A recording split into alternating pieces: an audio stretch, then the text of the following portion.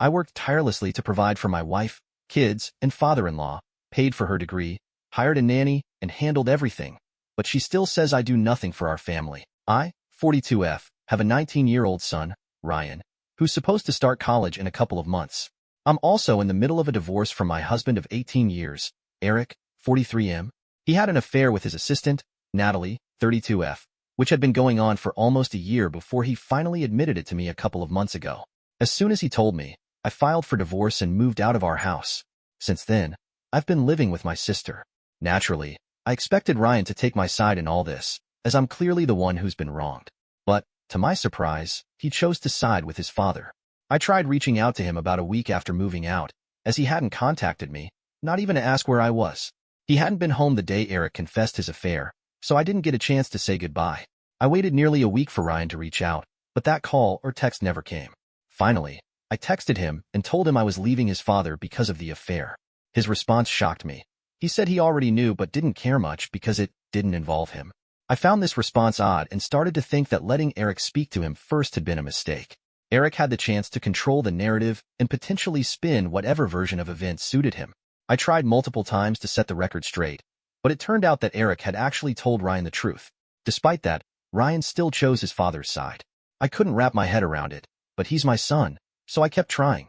I made every effort to reconnect with him, even while juggling my job and the divorce. He would agree to meet me on occasion, but his enthusiasm was minimal at best. He was often distracted, glued to his phone during our time together, and it hurt me deeply. Over the past few weeks, he completely stopped responding to my texts and began ignoring me entirely. Then, about a week ago, I saw a post on his Instagram that left me shattered. In the post, Ryan was smiling next to Natalie, and the caption referred to her as Mom 2.0 with a heart emoji. That post was my breaking point. Losing Eric was already devastating, but now it felt like I was losing my son to the same woman who had wrecked my marriage. I snapped. I called Ryan, but when he didn't answer, I lost control and called him 15 more times until he finally picked up. He sounded irritated, but I didn't care. I demanded an explanation for the post and the caption. He coldly told me that it was none of my business and accused me of spying on him. That accusation floored me. His account is public, and I follow him because I'm his biological mother. I told Ryan that it was incredibly low and hurtful of him to take Eric's side, even though he had cheated on me. Now, Ryan was also pretending that the other woman was part of his family, all while ignoring the woman who had actually given birth to him and raised him. Ryan coldly replied that he owed me nothing and, if I was so upset, he'd just block me so I couldn't see any more of his posts. He told me that what had happened was in the past and that, instead of whining, I should focus on building my future, just like he was trying to build his new family connections. Then, he hung up and actually blocked me. It was a huge shock. Ryan and I, like any other parent-child duo, had our disagreements, but I never expected him to betray me like this. Growing up, we were very close. It was only in the last couple of years that he started growing closer to Eric than to me, but I always believed he loved us equally.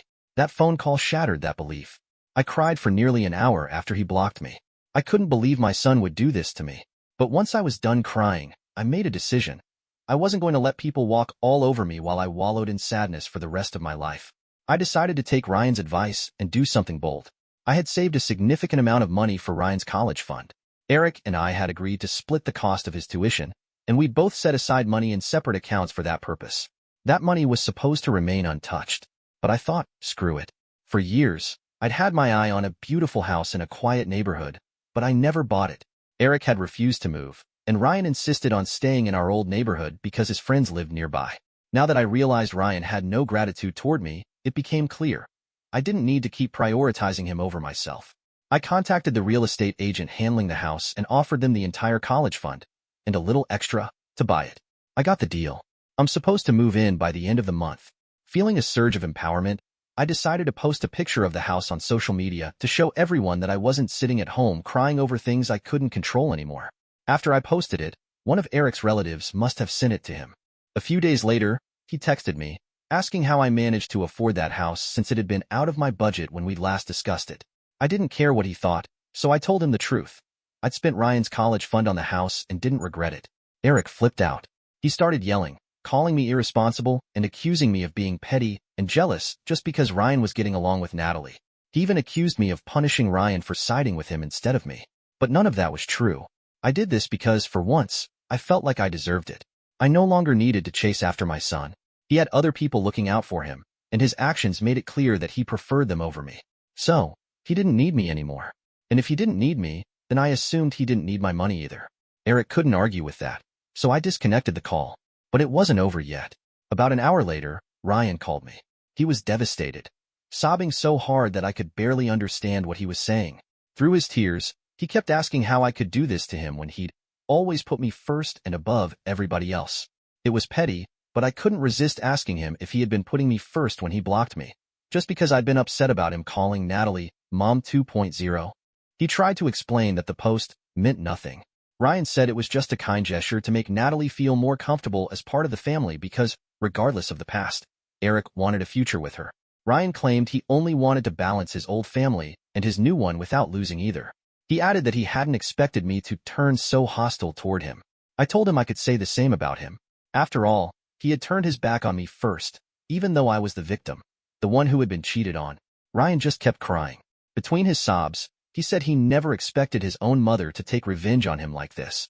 His words started to make me feel awful, especially when he began hiccuping, a habit he's had since childhood whenever he's truly upset. I hadn't heard him do that in years, and it crushed me. Eventually, he apologized. He said he was very sorry for everything he had done, for what it was worth, and then hung up. I haven't been able to stop thinking about it. I'm not sure if what I did was out of line or not. Update 1. Hi, everyone. I moved into my new house recently, and it's been a few days since I've been living here. I brought back everything I'd paid for from the old house. When I went to get my things, I ran into Eric, Natalie, and Ryan. They're all living together now. That's nice for Eric, I suppose. He managed to replace me as soon as I left. Actually, to be precise, he already had Natalie lined up before I left, which is why we're divorced. Eric and Natalie ignored me the entire time I was there. That wasn't really a punishment for me. It actually made things easier. I was able to instruct the movers and get everything done faster without their interference. Ryan, however, tried to stop me before I left. He hadn't interrupted me while I was packing, and I hadn't tried to speak to him either. I figured there was nothing left to say, especially after everything that had happened. But just as I was about to get into my car, he stopped me and asked if I'd given any thought to how I was going to contribute to his college fund now. There was no apology, no sign of regret. I didn't bother to answer him. I just got in the car and drove away. Over the past few days, I've been thinking a lot about Ryan's behavior. We had grown a little distant in the last couple of years, but I thought that was normal, just the growing pains of raising a teenager. I never imagined it would come to this. So, he couldn't get along with me even if he wanted to, but he had stayed on good terms with his father throughout. That made me feel a little alienated, though I never held it against him. This, however, was different. This was a situation where I genuinely needed him to stand up for me, but he didn't. I guess I was really disappointed. It was bad enough that he didn't take my side, knowing his mother had been cheated on, but the way he treated me afterward hurt even more. I don't think anyone could tolerate that degree of disrespect, regardless of who it came from. And it's not like Ryan is a child. He's an adult. He knew exactly what he was doing. Update 2. Like I said in my previous update, I can't forgive my son, and the money is already spent. I don't see the point of him bothering me every other day, but Ryan seems determined to keep texting me, asking if I've changed my mind.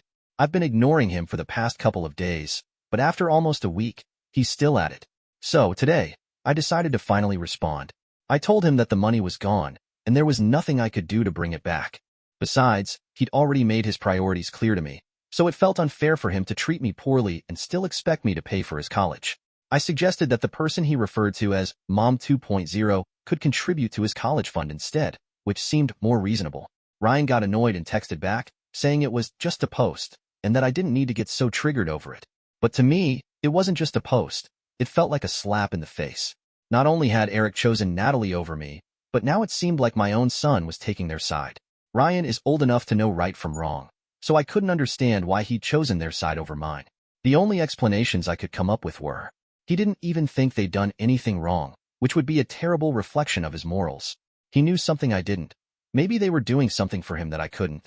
Either way, he wasn't on my side and didn't have my back, which was a huge heartbreak for me. I told Ryan all of this in a long, emotional text. His only response was that I needed to get over it. I was so exasperated that I muted all notifications from him and archived our chat.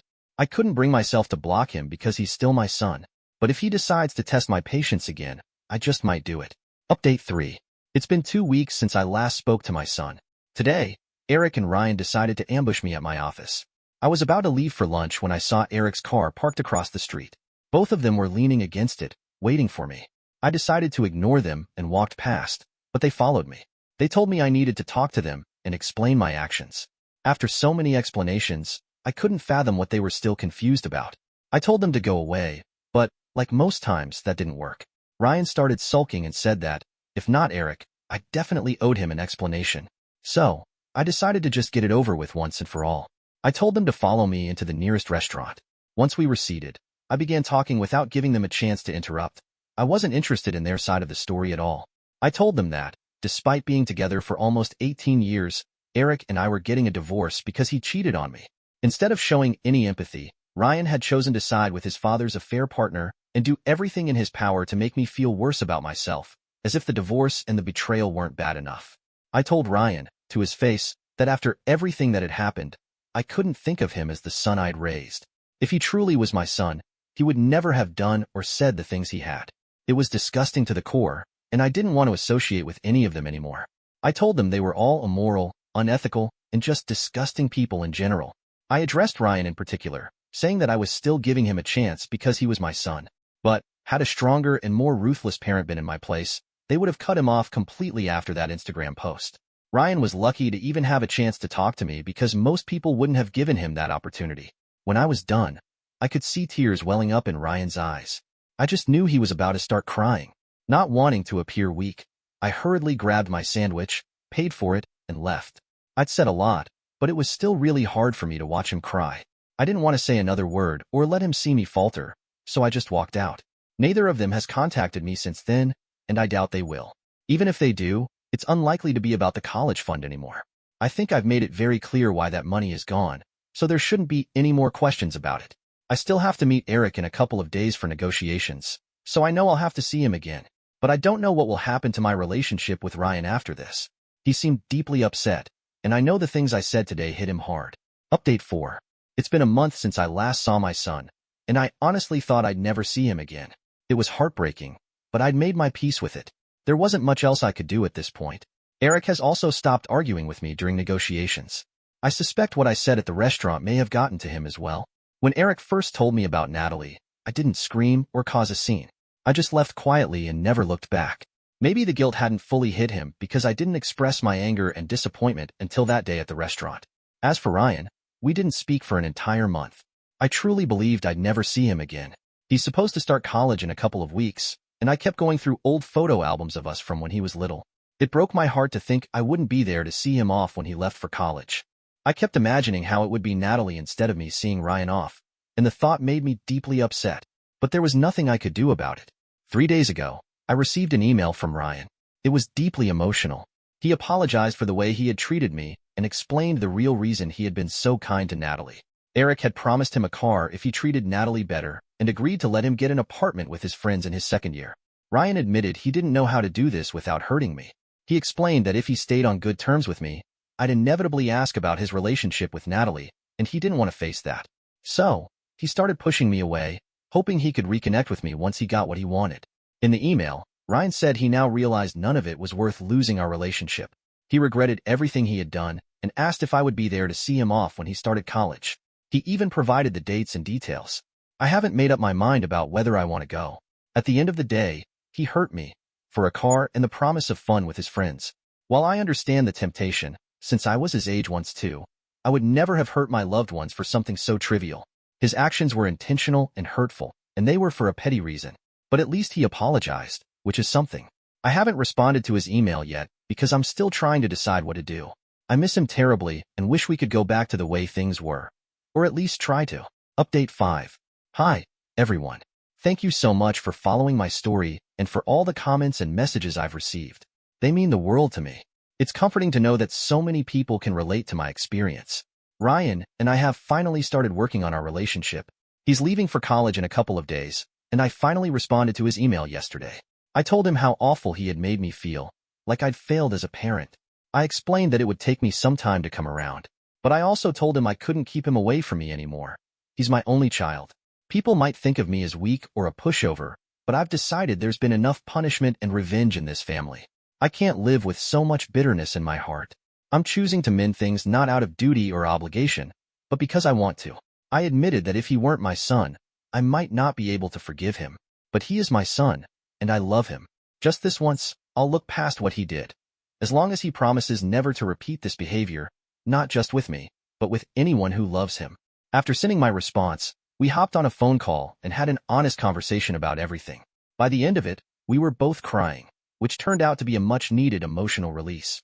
Ryan promised he'd never act like that again and said there was nothing in the world he wanted more than to repair our relationship. We've decided to try online therapy sessions together because we've clearly been through a lot. I don't think we can fully heal without professional help. Ryan also told me that he asked Eric to stay back because he wants me to drive him to his college campus and help him settle in. He said it would give us time to talk before he leaves. Eric and Natalie were disappointed that he didn't want them tagging along, but Ryan was firm about who he wanted to take him.